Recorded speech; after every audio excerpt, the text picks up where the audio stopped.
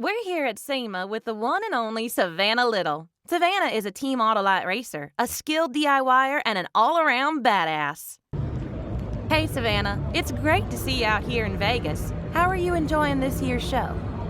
I really enjoyed SEMA Show this year. Last year we came out here and I think things were still not quite back to normal for the automotive industry, so to see the industry coming back to life and a bit more what we expect from a SEMA show this year really just kind of instills the faith that the automotive industry is alive and well, as is the racing industry, so that's all good news for us. And there's been a lot of really cool builds, and I think people have been sitting on them kind of waiting for that good year to come back around. So it's been awesome to see those things kind of come to fruition finally and actually get to check them out in person. You notched your first win this year. Congratulations, by the way. Tell us about that moment and how it felt. Winning is always a really great feeling, obviously. Everything that we've done this year has been a team effort, and racing isn't always necessarily something you would look at as a team sport. Like when you think team sport, you think soccer, football.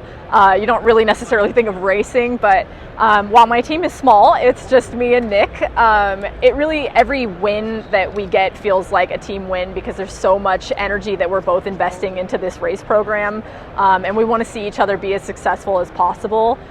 So for the two of us to be able to pull it off, regardless of who's driving or regardless of which car it is, it really just feels like a win for the team, which is awesome. And then to be able to see the progress. Sometimes racing, it can be hard to stay true to the process. There's definitely times where it feels like you're moving backwards or not moving forward at all, even though you're spending money, you're doing things the right way, but you don't always see the payoff instantly. Sometimes you gotta just remind yourself like, hey, stay true to it. They say this works, you know, the people a lot smarter than you, a lot more experienced than you, they say this works. So you trust and you put your faith in it, and when it finally pays off, it's really just an incredible feeling. You've got a huge passion for working on cars and competing on the racetrack. Where did your love for all things automotive come from?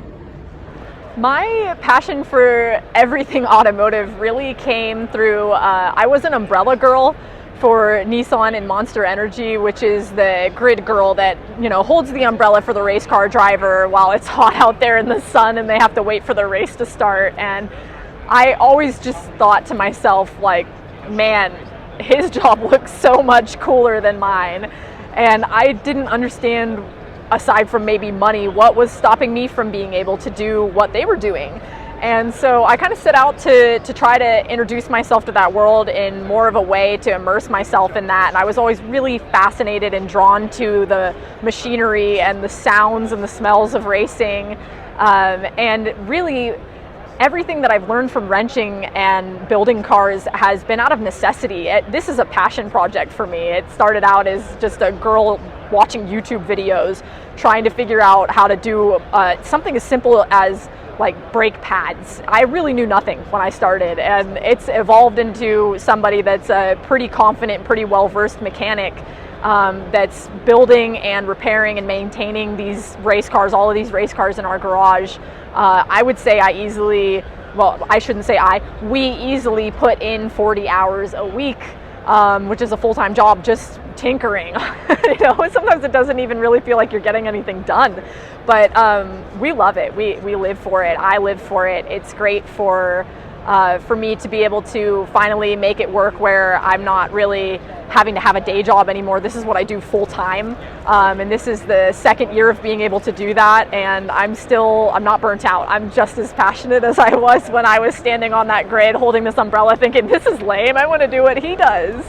And so to see it actually happen, sometimes I have to take a step back and say, like, wow, you did it, like you actually pulled it off. But I'm really just hungry to keep building and keep developing my program further and to keep pushing myself to be the best driver, the best mechanic, the best crew chief I can be. Your IG is the cause of a lot of FOMO, especially now that you've decided to live on the road. What sparked that decision? So what sparked our decision to live on the road was really just two people that were very alike and very easygoing, saying, man, I don't think we need to spend this much on rent every month. We really could simplify this, but we weren't really sure what that looked like initially. But we had a friend that was living at the racetrack in an RV full time, and we kind of saw his lifestyle and we were almost a little envious of it. And so we thought, well, what's stopping us from doing that? We don't have kids, just our fur babies, so it made it pretty easy to maybe make the irresponsible decision to sell some things and pick up an RV so that we could travel full time and live full time at a racetrack, which is what we're doing now.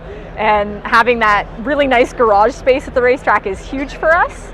And then really the house is like just a place to live and to sleep, and we just love the freedom of it. And ultimately for us, the cost effectiveness of the minimum payment on an RV is so much lower than what we were spending in rent that it just freed up money to do more race car stuff. And that's really what our entire life revolves around. Before you go, my Gearhead fan base needs to hear some of your DIY wisdom. What maintenance tips do you live by? A maintenance tip that I live by with the race cars, and this is something that might not be as conventional for street car people, or maybe it's just something that's not even on their radar, is paint marking.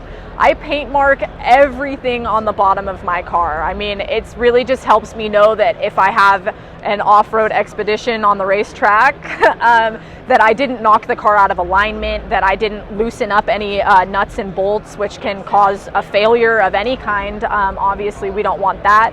So it's something that we don't really see so much in the street car world, but I mean, that doesn't mean that some of y'all aren't out there driving your street cars pretty hard. So I'm big on paint marking. It's just a quick reference point to say, okay, everything is where it's supposed to be. I know I torqued that down, 2 weeks ago, and the paint mark hasn't moved. That lets me know that, it's still torqued to spec, and I don't have to worry about anything backing off or loosening up on me, or potentially coming loose while we're on the racetrack, which is a big concern when you're at those kinds of speeds. Thanks for stopping by and chatting with me. I can't wait to see updates about your next adventure in my feed, and I wish you the best of luck out on the track. To all my fans and friends, make sure you follow Savanna at Savanna Little Racing on Instagram.